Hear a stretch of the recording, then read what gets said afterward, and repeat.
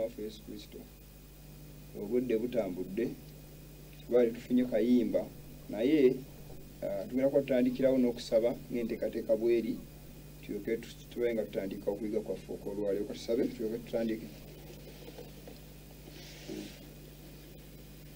Katonda waffe omulungi tukwebaza kuba n'enkyaleero tusobodde okujja okuweereza era okuweereza abantu bo. Tusaba ekigambo eky'amagezi kituule emitima gy'abantu bo n'amagezi gaabwe kisobole okuba nga bayambibwa okutegeera ebigambo tugenda okwogera ebyo tuyisizaamu. Luŋŋamya buli awuliriza bawo omwoyo w'amagezi abalwadde tubasabira bajjanjabe tusaba wamu naffe otuwe obukuumi okwetooloola bonna nga ekigambo kyo kiri nti malayika wo yeetoola okukuuma abakutya n'abalokola. Tusaba obeere wamu n'abantu bo bonna naffe ffenna tusobole okuba nga tuyita mu nsi eno enzibu ne mu biseera bino ebizibu nga tuli balamu ate era wakwagala kukolebwe era byagala bituukirizwe mu nsi nga bw'oyagala. Beera munaffe mu byonna tusabe nga tukwegayirira mu linnya eddungi Yesu Kristo omukozi waffe.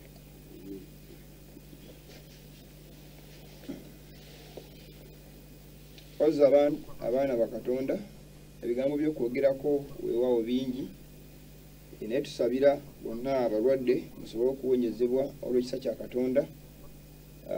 Mufube okulaba nga mukozesa eddagala musobole okuba nga mutangira emitawaana gino egigenda mu ggwanga egya COVID. Abantu bangi balwadde ebigambo ebizinga mbyogerako entakera twayiga kyenkano omwaka guli gwonna nga twogera ku COVID mu by'okuyiga bya sabbiiti ne mbabulira embeera za COVID ono nti COVID ono yajja naye byalina otutuukiriza bingi era internationally abakola akawuka kaneeno balina ebigendererwa byabwe by'ekyama bye baagala otutuukiriza.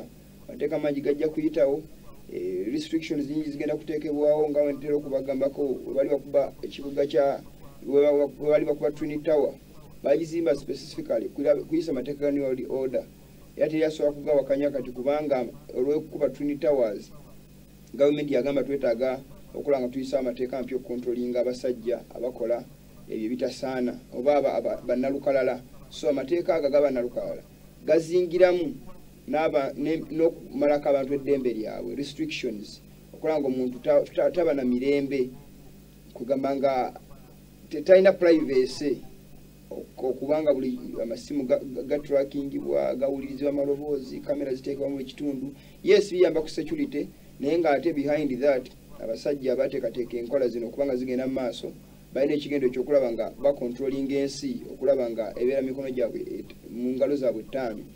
First wave twagiraba yali nafunafu, second wave yineze byekola mu biraba abantu bafa, then the third wave tugiwulira nti bagiteekateeka.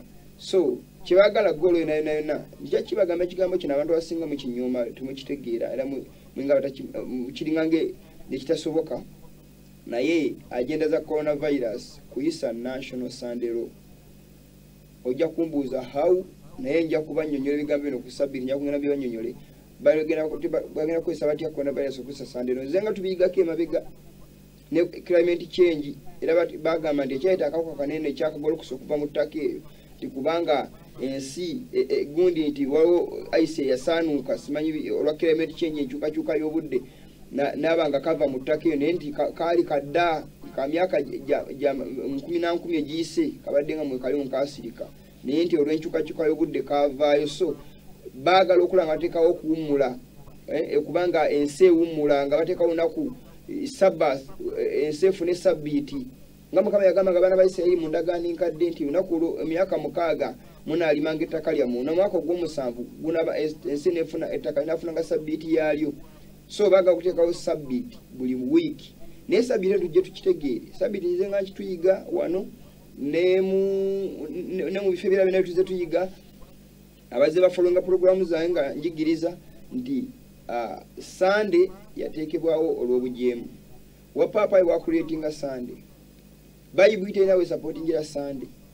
History wa Sunday tuze tugira batandika bisatu babiri mugumu abatume tebakuma ku Sunday. Sunday yingira mu kuisa 321 AD. Mu bitano asatu munana ngamaze okuba osogoza mayemba asatu galige tuze tujja tuyiga ko mbona. Batirimbula abakristaayo okumala emyaka 206 obukatuliki babatirimbula. Ebigambo proof ya tuze tubiyiga papa nga betonda 12 papa Paulo yetonda mu 2015 Papa Francis ono aliko naye yetonda olw'ekitandu kye baakola okutirimbula abayudaaya nga bakozesa hitira bazze babyogera. So tewaliiwo kyonna kye tuyinza kwebuuzaamu kugamba nti tuwunjawunjako mu bigambo bino eno. The truth is Sandero is in pipeline. Yadde Teddy Wilson yagamba there is nothing in pipeline. Those are your leaders. Bemutu trusting abasajja baba leading abategeerera baga there is nothing in pipeline. But we who study the prophecy, we know and we see according to the prophecy signs ez'obunnabbi. Concrete evidence eraga nti Sandero is in the pipeline. Bakishapinga naye abantu bamagenda zuukuka nga kiri too late oba oliawo bajja zuukuka nga te kyamala dde okuba nga kyabika. Kankoze ekigambo ekyo naye Mukama asaasira abantu abeesigwa mutegeere ebigambo bino. Nga tugenda okutandika tutera okwogera ku byobulamu era waliwo bigambo ngenda okwogera sigenda kusoma kwasasode biteekateeka naye naddeko nina omusawo omu eyabadde agamba nti abantu mwejjanjaba covid era mugenda malwaliro mwejjanjabe which is good kubanga obulamu bwetaaga butaasibwe oxygen. Abantu basipendinga sente mu kujjanjaba ku oxygen. Naye yagamba ekigambo kinene obadde musawo wa medical n'agamba nti eddagala ekkulu ennyo erya covid exercise. Mukozese embiri gyammwe abatukera okudduka muddukeeko mubeere nga mukola tolya nga olina pain oli mulwadde n'ogamba nti weezinge nga alumwa omusujja. Awo kaba kafuna chance ekuzingako naye kumegga. Mugende mukole emibiri mugikozesa emirimu egy'enjawulo mwejjanjabe. Eddagala ly'obutonde lijja kubayamba. Mwewala okulya eri ebintu ebitalina kugenda kubagasa. Emmere green zikati ebintu ebisobola okuyamba omubiri okuba nga gufuna amaanyi bye muba mulya. Emmere eri mu mbeera yonnakyo entangawuzi muzikozesa naye temukozesa bitangawuzi bino bikolere tebigenda kubagasa. Mukozesa entangawuzi ennungi buno bwaffe Obuganda obwasooka oba obunnansi obulina amaanyi kolya n'olya nga kayinga akakwagana okukulamu omumira akakayina obukambwe obwo ke bamukozesa. Oyo ennimu kale biri ku maketi bino bi GMO. Waliwo dokita omu yabadde ayogera ku twasinkanye nga alina ebigambo byayogerako Wahabo naye yagambye nti epeera ennimu weekola epeera nayo likolawo nnyo lisinga n'ennimu amaanyi. So bw'oba okuyita epeera ng'olina blender n'olikuba akapeera kennyini n'obakubira mu mubisi gw'enki nga tutera okukuba eddagala lino eno n'entangawuzi ne katungulu cumu. Kozesa kapeera tokozesa nnimu. Kagagga nnyo mwana wattu okalonyomeraawo ne kagagga mu ekyo oteeke mu mazzi mufo ky'okozesa supu w'ennimu oba zirina ennimu ennungi nazo ziteekamu na peera n'oliteekamu si kibi naye nga epeera ddungi nnyo ligagga mu bintu ebyo okubiremu osobole okuba ng'onywa obulamu bwo osobola okubukuuma. Katonda yatuwa obugagga mu byokulya ne mu byokunywa obulamu bwaffe mu butudde. Bwe tulya ebyekisiru tujja kulwala. Bwe tulya ebintu ebirimu amagezi ebiyinza okutuyamba emirembe gyaffe gijja kubeerawo. N'eziba ndwadde ki nga zirumbye emibiri gyaffe nga miramu tekigenda kutuwangula gijja kubeera nnomo nga Ssenyiga wanajja n'agenda. Naye mbeegayiridde obulwadde gye buli abantu bafa mwekuume nga mukozesa obutonde Mukama yateekamu amaanyi gonna gasobola okutulika balinga. Mukama bawo omukisa nja kukomekerezaawo. Tugenda kuba tutandika emuganda nkozesebo Mukama waffe yeebazibwe. Mukama waffe Yesu yeebazibwe. Amiina sebo. Twebaza Katonda olw'obulamu bw'atuwadde ate ne tusaasira abafiiriddwa n'abalwazizza. Tusaasira tetulina kugaana kusaasira kumwanyina ffenna Mutebi Kula muwamma Kula yafa kituufu. Kula yafa era yafa kawuka ka coronavirus. Nnaku ezo naliko ne mukwano gwange aba mikwano gyange kubanga tugezaako okubabuulira basobole okutegeera ekigambo kya Katonda nenge gye bayinza okukinnyonnyolamu eri abantu. Mukama atwadde omukisa tugeza ne twogerako ku byobulamu naye sitera nnyo okulaba abasumba abasinga nga yogera ku kyobulamu atandika ku kimu municipality kugoba bwavu ebisinga okubeerawo. Nabaddeko ne mukwano gwange yali ayita ate n'oyitaayitayo nnaku ezo waka nti yali yakendeezaamu mukwano gwange oyo Musumba Kiganda nawe yali apaakinzaawo bampita ayita namugamba nti yooyo nampita muganda wange sooka ojje twawayawayamu ng'agezaako okuŋŋamba nti era ne muganda waffe Bujingo omulwadde kati awezzawo ekisisatu katasobola kyasobola kuweereza bangabe ne Senfuma naye bw'ati ne Senfuma naye bw'ati naye nga Bugingo embeera gy'alimu mbi yeetaaga okusabirwa Kiganda yadagezaako okuŋŋamba era yaddaze okulaba nga banoonya ku bikola by'enjaga asobole okunywa oba ebikola by'enjaga naye nakyogerako emabega luli nti abasajja abo bafuna ssente buli nsonda emyaka ng'ebiri emabega gwali mwaka gwa covid ya musumbu ate nekyabamukebamu ne kansa w'emimiro Bugingo bukyatandika kuweereza tatawumulanga muno nnaku n'olumu lankyawa ekiro kusaba ante eddoboozi ndoza obulago bunange gye bwakola ki ng'obudde ne ku ekyo kamasooke mbayo ku nkola ku byobulamu ebirala abasajja bane balina aba daimoni eziba controlling oba setaani kyabatuulako basuubira nti era buli muntu ayiga okubuulira aga nti aguddeho kanisa omulokole okujjaku kakande gwe neewuunya embuulira ye ey'okubuulira nga abuulira mu bukkakkamu embuulira y'omusajja oyo yadde musajja akozesa setaani naye ate ye embuulira yandibadde entuufu abantu beekaka n'asoogera n'akyuka n'eddoboozi n'abanga alinyiddwako ekintu ku mutwe enyunga omimiro gino buli wookako omubiro guno n'ogwogeza mu gundi n'ogira mu etaliiyo kuba waliwo abantu abogera nga yogera gundi nga natural kyekyo kyali naye oba omuntu kubanga gundi abuulira bwatu naye kambuulire bwe ntyo n'akaka omubimiro kye butali ngagawulira nga kikunyeenya kinaakunyeenya kitya naye nga ddowooza kakaki zeze endwadde kakati abasajja bwe tatunulidde kubba bubbi kanisa bakubba bubbi bantu myaka nga 2018 omusajja ayitibwa Kiganda yajja ewaffe gyembeera n'agula ettaka ddene nnyo ate naye sisigulya yali wamba ku bantu wali kyaliko ekibira kya gavumenti n'awambawo anako olima wotameroni zino zennyini nate olima zino emboga zino eza nadis kati n'alima enjaga ng'akuba pawuda n'abanga akavera kabamu ebinyeebwa kati enjaga eyo n'agiteeka muki eno emboga oba ekula bweti oba eyo n'awupaakinga muli n'egisibira muli weewunya mboga ze batwala ku airport nga ziriko omusirikale alina emuntu nga zino emboga ebiraya za bbeeyi naye nga batuuka eri ne bakola ki ne bagiye kati ate aze okunoonyeza Bugingo eddagala ng'agamba nti kubanga bali kimu bange nti muganda waffe Bugingo muki naye batugee tumutwalire enjaga nga bagiteeka muki mu kyayi asobole okunywa neffe tujja kumusabira busabizi n'okwongera okumugamba nti abantu babagayi basinga okukozesa nnyo ng'entangawuuzi naye ekikulu mu byonna kiki kino muganda nga nkuleka ekintu kino Katonda talina ssanyu yasanyukira ery'okufa kw'omubiri naye abantu bakyuke essaala zino nze waba ekintu kyenja okugamba nti bakyuke kyekyokka essaala y'okusabira omuntu abantu abasinga bamanyi kati nga Serwadda bamanyi amazima bonna bamanyi amazima naye bali malya nsimbi ze waliwo ekigambo kyesikiriziganya nakyo nnyo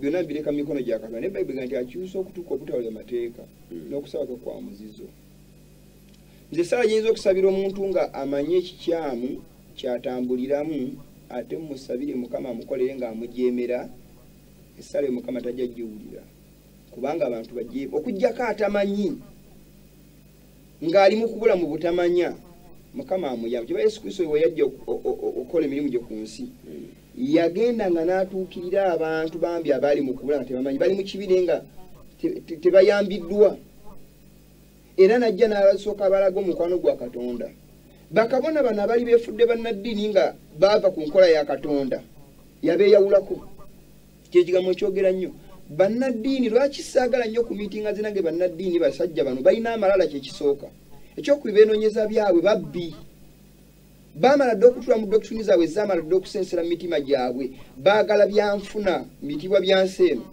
ogenda bayinza n'omwesembeza n'akuwa n'obutwa nga gwolowooza ogenze kusinga mu naye nga agenda kukola kikyamu so ebigambo byebagamba baganda bange ze saala sibasabira bubi baffe okukyuka kisinga obukulu naye sijja kusabira Katonda ndi mune Katonda awonya Bugingo nga Bugingo mujeemu Mukama yamanyi bwagenda okudiringa naye simusabira nti afe era Mukama bwakiba kiyinzika amujjanjabe bambi awone naye okutwaliza awamu nti naku ezo waliwo omuntu akubuuzizaako wano agambye nti I'm watching you now good morning but say hi to that gentleman nange nkubuulizaako muganda wange mbadde nkyali ku nsonga ya bujingo nti akatambi akasembayo okulabibwako nga ayogera yatageza ensi nti waliwo gundi emu ku channel zaalina etwala miliyoni 5 eza dola omwaka omulamba naye nga sente ezo basobola okuwokinga pulogulaamu ze ezo mu nsi yonna naye miliyoni 5 eza dola muganda wange yageza kugamba nti sano ndi munafunafu mu mubiri naye muzisonde naye zisikiriza mobile money bujingo msingi atakiriza mobile money wabula nti asoma bank account kono teka ki sente mobile money bank account njawuli kyeri anti kati njawuli eriwo yino kyagoba kyenzijukira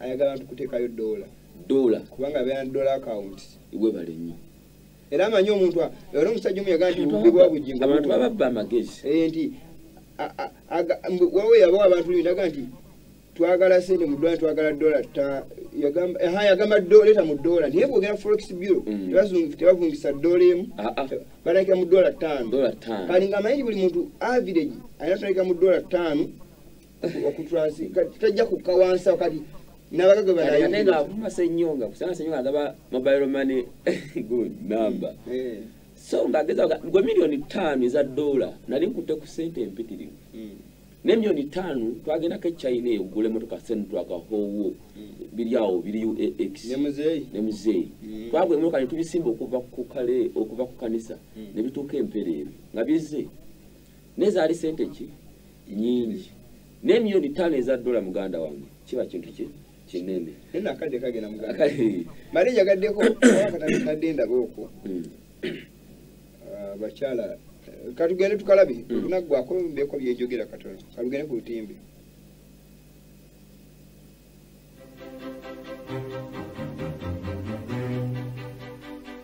I'm one of the long nail goddesses. It's a community of ladies with long nails. Long nails have been a part of my life practically all my life. The first lady is the pastor's wife.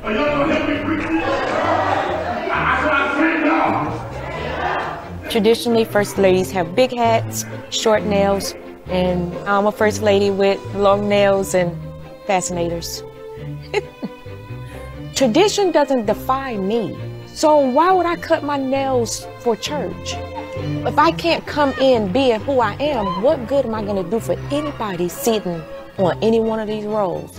Everybody is somebody at First Zion Hill Baptist Church. The long nail goddess sisters feel just as welcome. Being ostracized by society, I know what it is to be rejected. Knowing how that feels, I created a safe haven for the girls, and I needed that myself. We are a family. It's a community of love.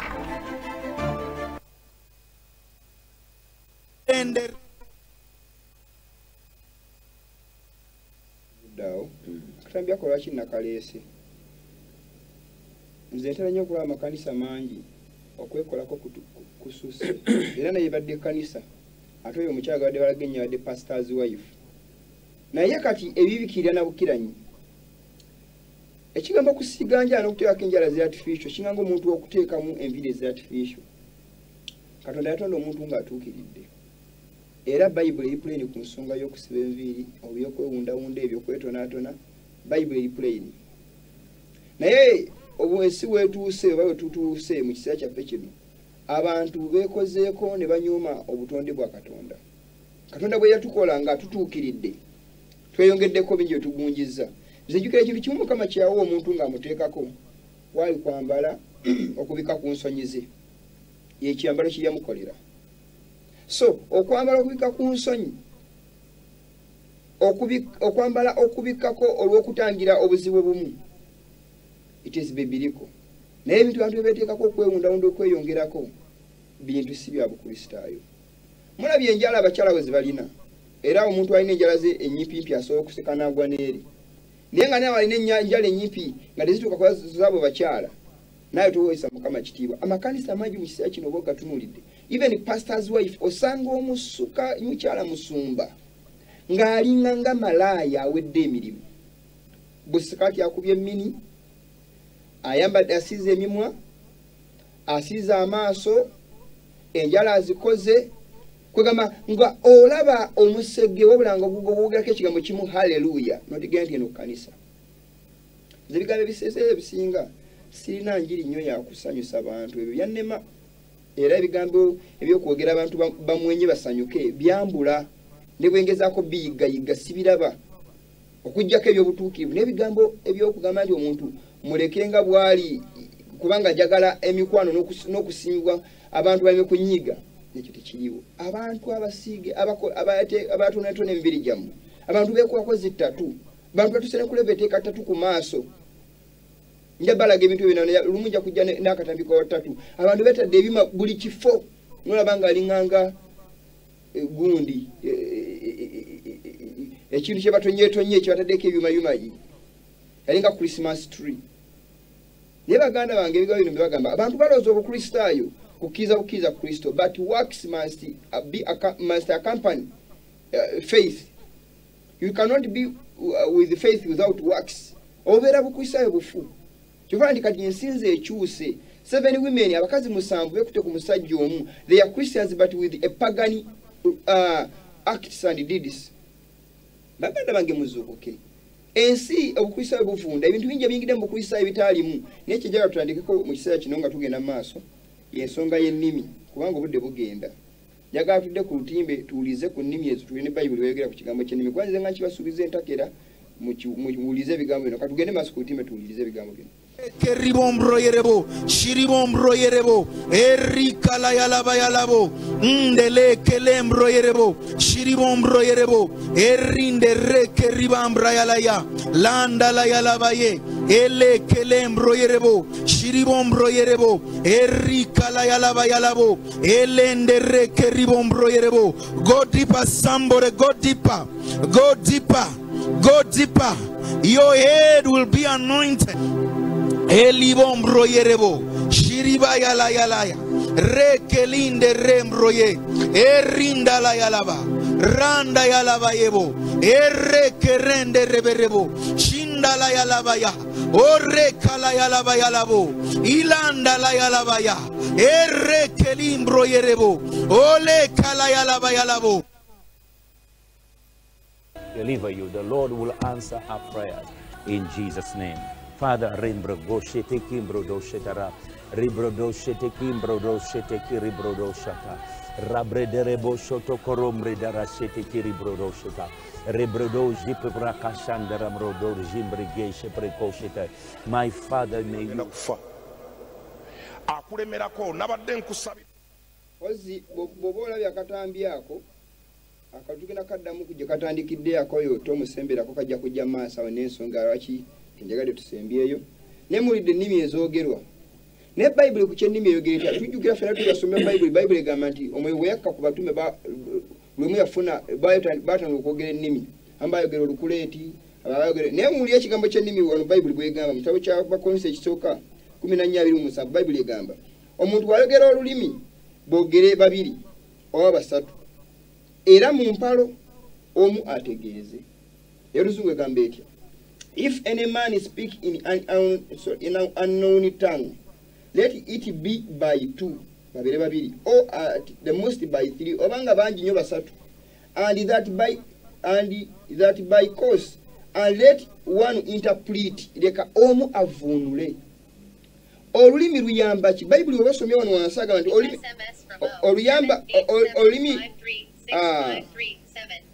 olulimi teruyamba kanisa. Olulimi luyamba batakkiriza kutegeera kigambo kya Katonda. Era luyamba mu kubuulira enjiri. Bayibuli egambye nti bonna boogere mu mpalo. Niyo osanga kanisa nga najjudde bonna boogera nnimi. Mwoyo abaseera. Mwoyo abaseera. Naye bw'omubuuza mwoyo abadde akugamba ki? Sibitegeera. Bya mwoyo, nnimi z'abamalayika. Bya malayika. Wone gwe nawulira mbu atendeka okwogera ennimi naye ate z'abamalayika. Ye malayika. Alashenderoro. Ndabye Kayanja ng'afukamidde wansi. Naye mujjukire omusumba Kayanja tetumuwala na bwola. Bwe kito bwe kiri. Ge mazima. Kanje yagenda mu America ndozo mwaka twagenda mu mwaka gwa 2028 twagenda mu America ya tusanga Canada tusanga omukyala ayitibwa Jajja Babanga yafa ne Kayanja yatekamu sente nyingi bamukolera ekituuti nga kya kesi y'omufu era Kayanja ekituuti kyalina ewe nga wala kesi y'omufu bakira mu nnyonyi ne kijja naye ebiri munda saabimanya ekyenange ekibokisi kinga ne kesi yange ulaba kwe basitule n'emikonda kesi yennyini batakumeza natuza kumeza bati ena sako kiraka amagulu naye ennimi bo bagamba moyo bakoze eki ase era okuna kulanga ekanisa tane ko kugweri ngatane ko okulomunga yogera ennimi moyo yakoze eki naye omubuuza nti moyo abadde agamba ki aganti bibadde byaki byamuyo ebyamwe tebitegerekeka ne uli ya Bible webuze ekibuzo kino bakweze ekisooka 12:29 abantu bonna bamanyi okwogera ne Bible ebirabo mukama Bible ganti moyo yagabanga bwakoze eki bwayagadde naye agamba nti bonna batume bonna bannabbi bonna bayigiriza bonna bakola ebyamagero bonna balina ebirabo ebyokwogera ennimi bonna boogera ennimi naye mwegombenga ebirabo ebisinga obukulu era mbalaga ekkubo erisinga ennyo bulungi ekibuzo kibuuza ekkanisa esookubeera abantu bonna nga boogera ennimi naye kiri wano era obatera nnyo okola abasonga gamba nti speak in tongues nga bagamba ekkanisa yonna yogere mu nnimi bonna buli omu ayogera ennimi naye wuli ekigambo ekirimu bakozesa ekisooka 14:23 ebigambo ebiri wano wenjagale tusomeko 14:23 agamba bw'ati kale ekkanisa yonna bwebanga ekuŋŋaanidde awamu bonna ne boogera ennimi ne wayingira abatamanyi oba batakkiriza tebaligamba nti mulaluse rashandara ayina zino Bayibuli ezoogera teyogera ku zino ezaabwe eyogera ku nnimi obanga omusajja ayogera luzungu omulala ayogera kwemanga ennimi ziri awo zo naye nga bayingira tebategeera nnimi zemwogera teri muntu asobola kukuŋŋa nnimi zino eno teri muntu asobola kunnyonnyola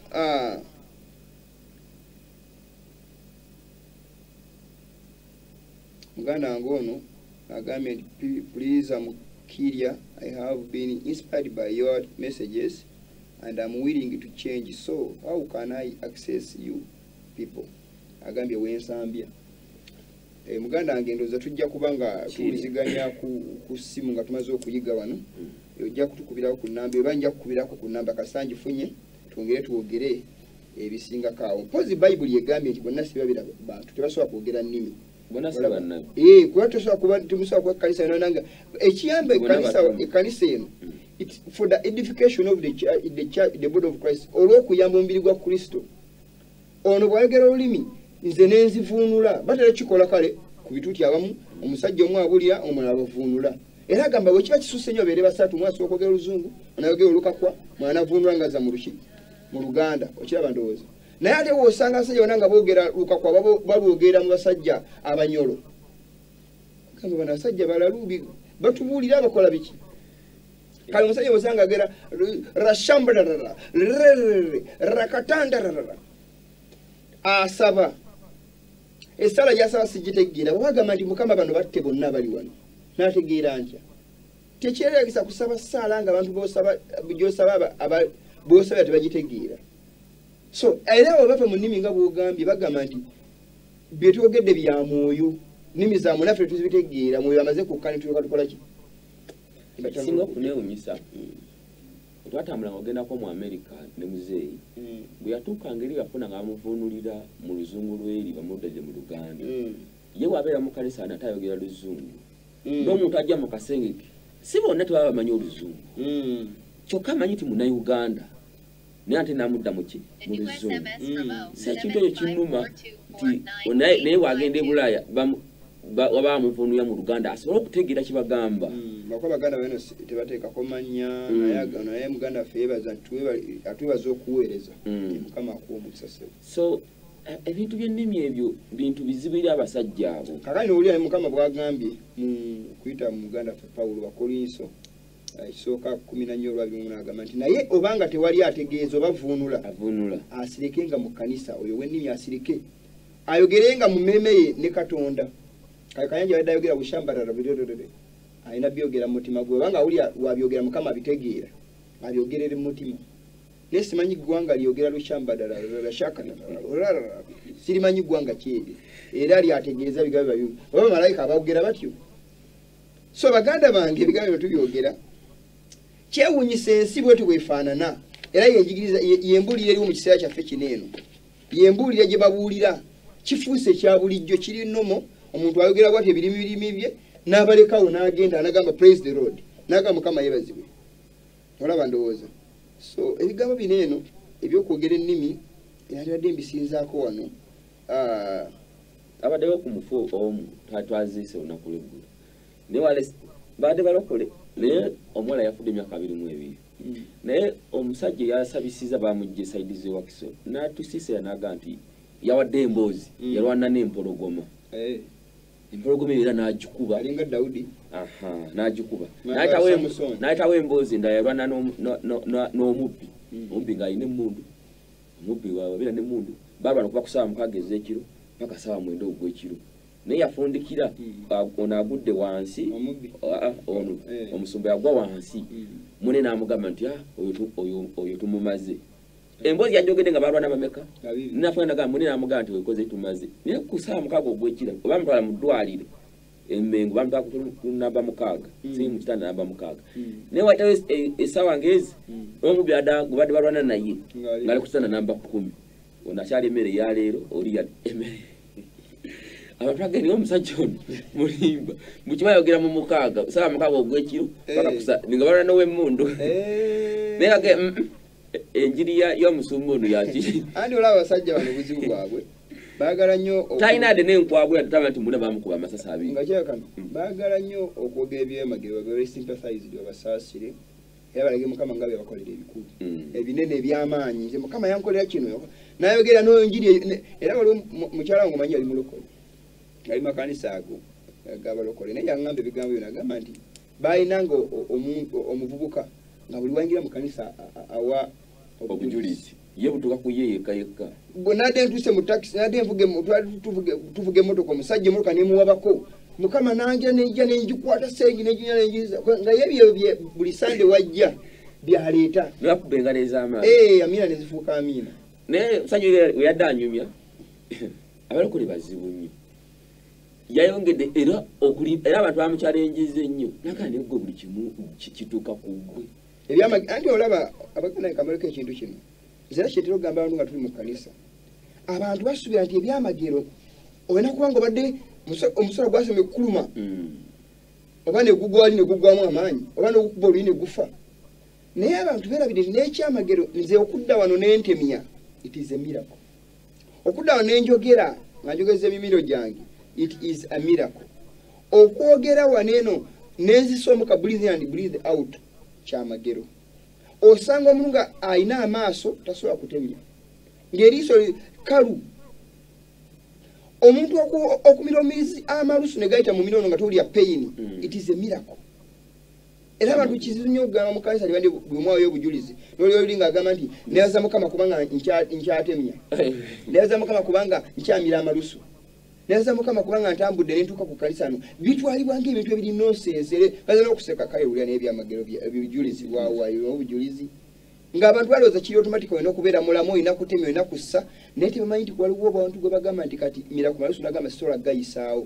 lya kamere sola kalya omuntu okutwaliza okugamba mukama nkwebaza kubanga ntadde akawunga mukama nekagaya nenkamira it is a miracle yatuusa ekiseera n'agamba yali omuvubuka nga bwasanga abantu mukuba bakuba yalinanga amaanyi kyokka mukwogera okunyala n'agamba nammwe abali wane nga nasazeewo teryankuba no tatakyukanga nammwe nga nasazeewo teri wanansobola munankola ki mbakuba Yesu Kristo bayalwananga mayijukira Timotheo Petero yajja ekitala n'asala okutu yamugamba nti nze ekitala mu kiraato kyakyo nazzaako tunagamba nti kubanga tisamu ekitala naye alifa n'ekitala katugeye ku lutimbe tulaba ate omutemu omulala mulaba omutemu yayogera ku kituuti playinire ng'agamba omuntu okufa katugere ku lutimbe mulabe tomusembera gwe bagamba omuseze katuwulize ebigambo bye kubanga ebigambo biwaŋŋambye byankutteko nnyo Mukama n'andaga omuntu ng'akutambulirako naye ng'abadde akulemeddeko laddu n'emukuba. Abadde akutambulirako amanya buli byokola yakuteekako empewo ezikulemerako nga zikulondoora nga zimanya ne kyogenda okukola. Gamuwedde omwaka guno mu linnya lya Yesu. Era nsaba omukisa kati no sooka owulirize. Sitwaga eri ku mukisa. Olina omukisa abantu bangi wammwe gwe batalina. Kyova olaba nkwambaza omukisa. Kyova olaba nkwambaza omukisa. Kyova olaba nkwambaza omukisa. Omusajja owo kyagambye nti omusajja oyo alina omukisa ekimuwalanya naye ate agambye ate amwambaza omukisa. Muleda agulina naye ate agamba agumwambaza. Naye ate kano gye katandikidde tebakatandise bulungi badde gyakatandikire we katandikidde omusajja ono ng'agamba omusajja ono okufa. Bakatuddemu bulungi tekatandise bulungi kadde katandiseeko.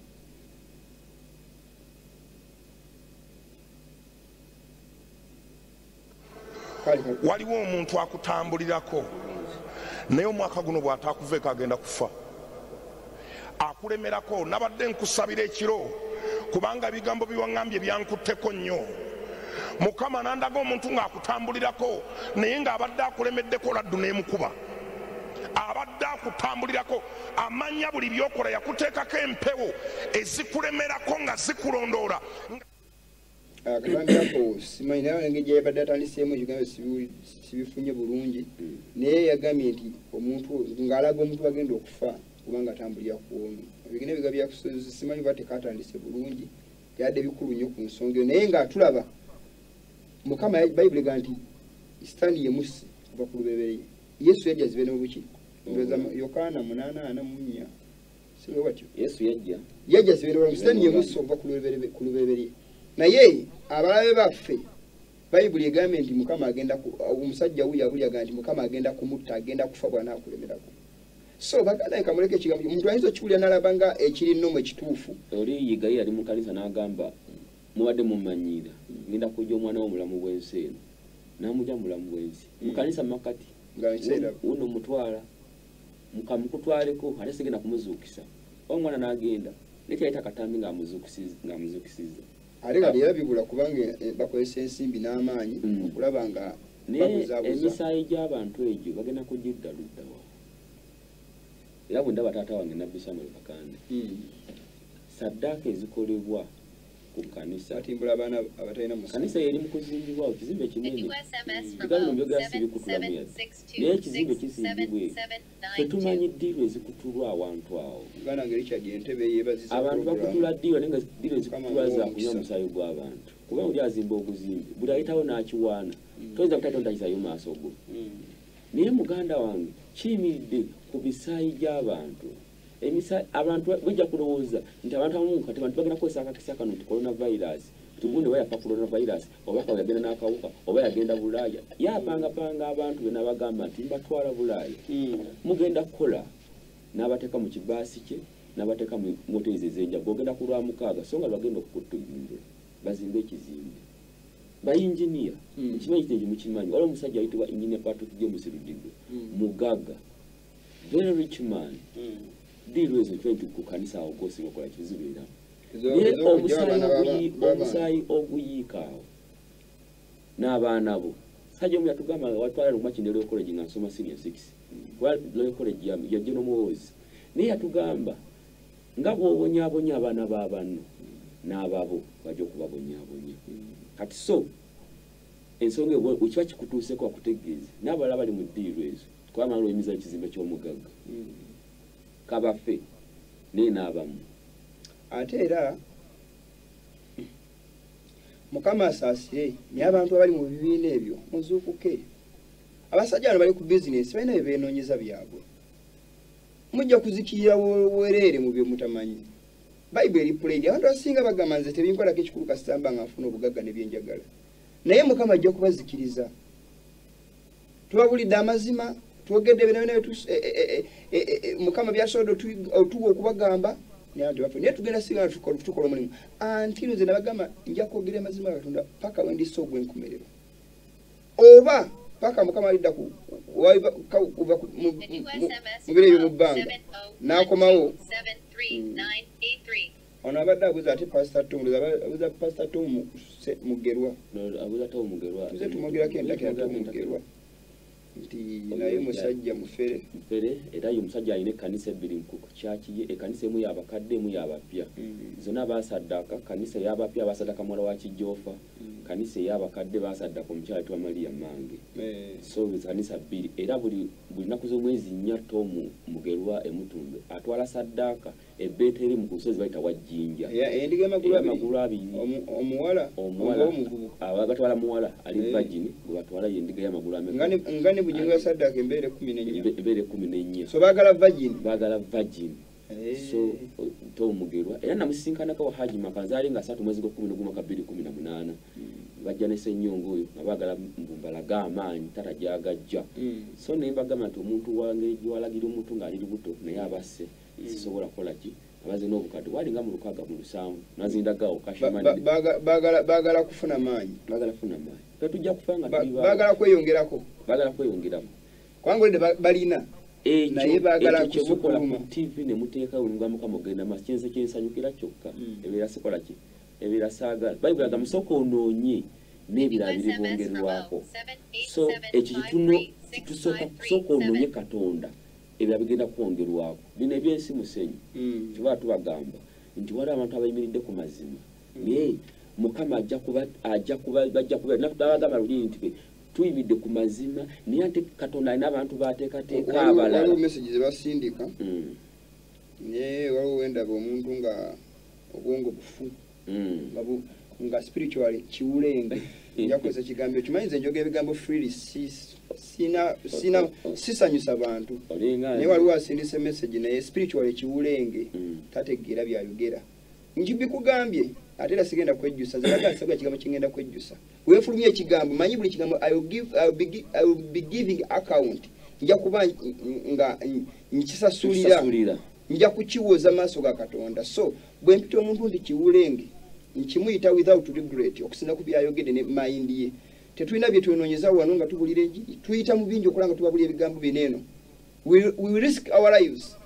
We put much in this work. N'okutambula okulaba nga tubabuulira neso wenda omuntu nga ayina neno ofisa munyini yagezaako okumbuuza obudde bugenze ne mugamba gye ngenda so mbadde sawa ndoza mudakika zetukwateyo ku ssimu ebule dakika ntono nyoze ofisa n'awulira n'agamba neti babuze ebibuuzo oyo mumanyi agenda kubuulira njiri nanga atolina ku ssimu n'egimugirayo n'alaba program ezikolaki naga ati wano sirina kyenza kuddamu kwate kuba okola ekyogenda negyo n'ogenda wotuukayo bagambe gujja bujja ki simu obalage omulimu gwemukola Mukama omuseze nebaza Mukama b'ofiisa azimbeebaza nabasanze kakiri akuba nadde nziruka nnyo nga nziruka naye nga ngoba obudde ate obudde obula naye ate nga Mukama yabakozesezza ali ku ssimu tubuuze ekibuuzo Mukama yebazibwa oluganda. Amina sebo muganda wange Mukama yebazibwe sebo. Amina sebo. Nakati batenze njagala kubuuzaako mutunyonyeddeko kuti omusumba budingo oyo okulwala kati obulamu bugenda kutereera kumanya kyenkana ki kwekyo ekintu ky'okulwala era mbadde mbasaba munsomereko mu Isaaya 65 olusawo munsomero kuba saategeddewo bulungi njagala munnulirewo ng'omuntu anyonya okutegera ekigambo kya Katonda mwebale kutuweereza Isaaya 65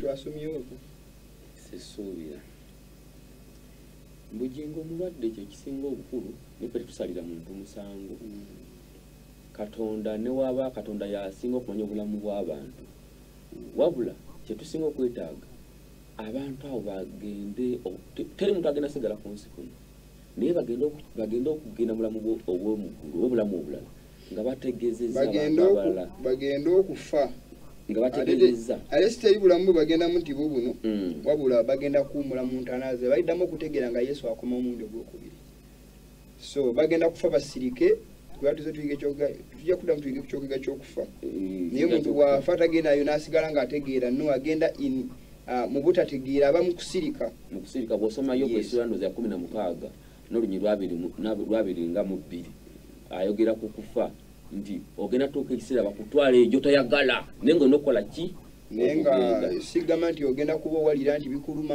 ono yayimba oluyimba nti nga oli mu kibokisi envunyu zikulya naye nga owulira teri muntu wafa nga nasigala nga awulira ejigiriza wakati kye bagitandikawo gaa nti omuntu wafa asigala na conscience in death nga baagala okujja ku bantu sente zazimba St. Peters Basilica ne bajjako abantu sente ne babanyaga ne bazimba sente ne bagaggawala ng'owasiyo sente nebiwe ne bisonyiwa byewakola byokola nebyogenda okukola mu maaso bayitamu kiri nenyo kunyaga obubwino byonaina waali twagala mulala ali ku simu ate nga sinza kuteerabira ku muganda wange enjini ya Nyonsiima obulwadde bukulumaaluma ne famire yonna basaasirwe mukama abajjanjabi. Hello. Sebo. Mujye baliko sebo. Hello. Sebo mujye baliko sebo. Mujye baliko sebo. Ono dan. Sebo muganda waffe. Kati zefuo tumbadde njagala okuntangazaamuko. Sebo. Olaba nabbika kandi alabika ng'omusajja ali ku alabika ng'omusajja afaayo eri abantu alabika ng'omusajja awulira ekigambo kya Katonda awonya abantu akola ebyamagero nga Yesu bwe yabikola.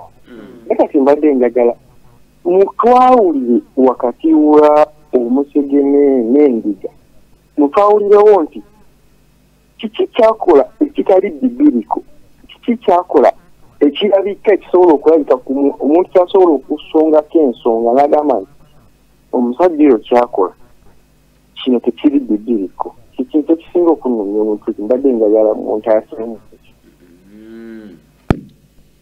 bingi abantu yabasuubiza nti tugende tulimu omuceere Masindi ne bagula ku musajja omugagga ayitibwa Yanga enkumbi zino ezirima kwa adweyaye enkumbi ezirima ne Haji Makamu bamugulako enkumbi nabagula enkumbi adweyayo neri wano mu Kampala ne bawa buli mukristaayo baasabirayo enkumbi nagenda balimu omuceere Masindi nga bategeeza nti bonna bagenda kuba ne shares mu muceere ogwo abantu balima nange nali kwa tulima naga kakati omwaka guno tuguze mashine zigenda okulima ng'omuceere tweyongeddeko omuceere yafundikira ago baguza bube nyini emitwalo 5 tabasasula ko n'ekikumi n'ekimu etali bibiriko asinza omusambo oguyitibwa Rose yayitaga praise the Lord omunagana yamuwa pule myufu agikwatako bwati nagamba remember you have different believers some of your pastor was told what kind of things not there now you are here to confirm as Jesus the Rose musamba atasinza Katonda tekiba bibiriko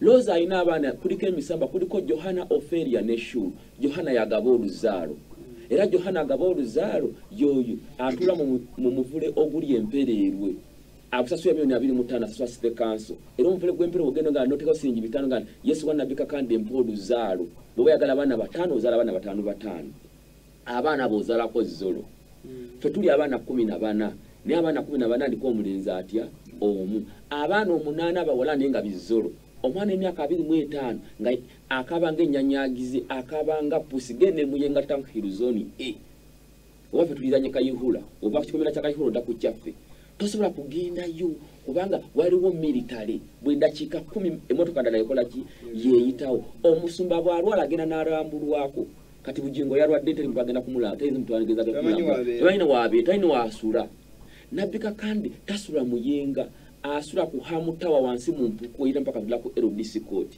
wansi waliwo empuku okuva ku Hamutawa ne Makerere kumpi opposite ne ku gate empya waliwo empuku etapaka ku LDC court kuma kyayambala nkofiira myufu naita ku LDC court mu kyemba z'omulamuzi olwagenda ku kanisa ng'omusumba omulamu musajja wa Katonda kyekikwekwesa ng'ate obugagga bulina bw'obanga oli musajja wa musajja abagamba luli eri nga ayitapulana Kasalima Mugemeyire oli gundi omukyala n'abagamba omusumba wali badde tusabira abantu lwa sente emitwalo 7 akatambala kalimu obulamu abantu balina kubategeeza maki mazima bingi ebikolebwa ng'esaddaka zikolebwa nabbika kandi Zimbabwe oyikitange sinza kumuwaayira nabirabako n'amaaso emu tubisirigazanga abantu atakamuleke n'olwokuba nti bamanyi balina abanene bwe bayita abanene ne bwakikola teri agenda mugambako pozi kasomeke ekyandikibwa kino bagambye nti omukulu oyo agambye nti ki ekiraga nti wa bulimba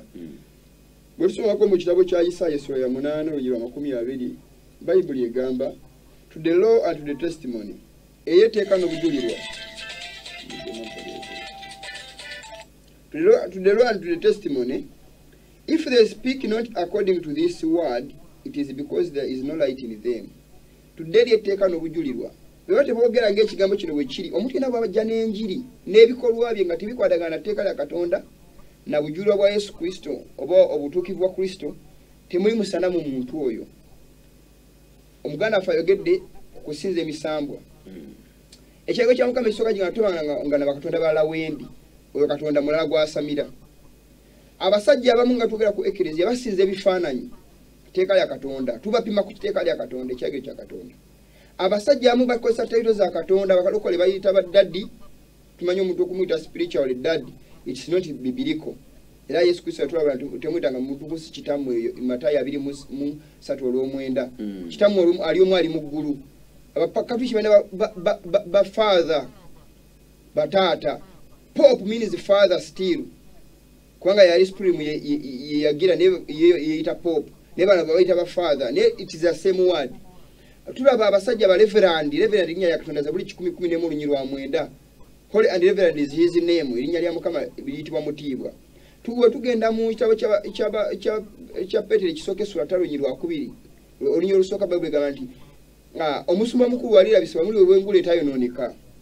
Yesu Kristo mukulu ye musumba omukulu, teri musumba mukulu. Wolaba nti omukulu w'abasumba, omukulu w'abakadde, obona bonna bujeemu. Ekiragiro kya Mukama ekyokusatu kirinyirirwa n'abakuuma sabiti bakikola, bangi bakimenya.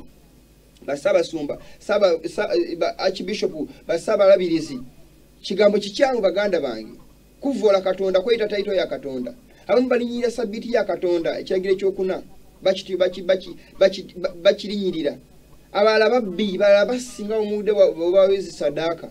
So, Bible got to the law and to the testimony. Omuntu yenna babanga ebiragiro bya Mukama abiyisaamu amaaso alina ebikola byakola ebibivunga birinyirira. There is no light in that person. Bible is plain. Some ebyandikwa bisukka ku ekyo kuba byandibadde bingi naye kimale baganda bange. Otunulira omwaka gwa 2008 yawa obunnabbi ku mukyalo omu yali ow'amaanyi mu Kampala mu KCCA. Yali akava e Bulaaya. Kyalo nali w'amaanyi nnyo nga baga ekigambo kiba kikoze kitu. Ne baalinyirira ebimuli bya City Council. Nabbi Kakande yatambula okuva ku kanisa. Najja n'atuuka ku bayita ku KPC waliwo amazzi agaali gabuuka awo. Bwe yatuuka awo nakka wansi mu mazzi ago nenze mmanyi ekyaliwo. Era yamala okukolawo saddaaka ye n'atambula n'ayita ku Jinja Road ng'agenda e Namboole. N'agamba omukyalo nti wadda ennaku zimwe nga 15 omwezi gwe-11 ngezaako okulekula ogenda funa ekifo eky'amaanyi. Omukyalo yamala n'afuna ekifo eky'amaanyi kati y'omu kubakebera abagenda e Somalia afuna sente mpitirivu. Naye saddaaka yakolebwa n'amugamba naye nkusaddaakiriddemu ogenda kubaako ky'otuukako. Mwe abantu batudde ku misaayi gy'abantu. Gwe weewunya musajja kumulota kiro togendanga na ku kanisa ye ne weebuuza lwaki wamulose nalose musumba olw'olwo omuntu ng'atuukayo ng'agamba sijja Katonda nga sinakujja nasooka nenkulaba mu kirooto lwaki olaba musajja wa Katonda. Mbabuulira mutereeze ekkubo lyammwe Katonda waffe musinze Katonda ow'amazima. Fetuli abantu aba SDA kibatukyayi batutunuulira bubi bagezaako tuwa obutwa naye kwolikola ekikyamu ng'obuzaabuza abantu ba Katonda tujja kwogerwako. Nalina okukola abantu abalina abasumba bye bakoze mujje muveeyo mumwogere. So baganda baffe olw'obudde tubagamba mugeze kukuba ku namba ezo n'okuteekako akasente okulaba mu mulimu gwa Mukama gugenda maaso. Tuli biseera bya coronavirus entambula nzibu okutuuka ne tubaza ne muntu n'omulimu gwetaaga okuwagira ogwe nnyininyini nga gwe okulaba nga gugenda ku mpewo kuno muguwagire. Abalwadde tubasabira Mama Nakadu bambi balwadde ewaka bonna tubasabira. Brother Niyoshima Inginiya naye tumusabira ne musawo mutulabire n'abalala bangi abalwadde tusobola okumalayo Mukama abajjanjabe abakuume tubasiibule mu mbeere bulungi baganda baffe.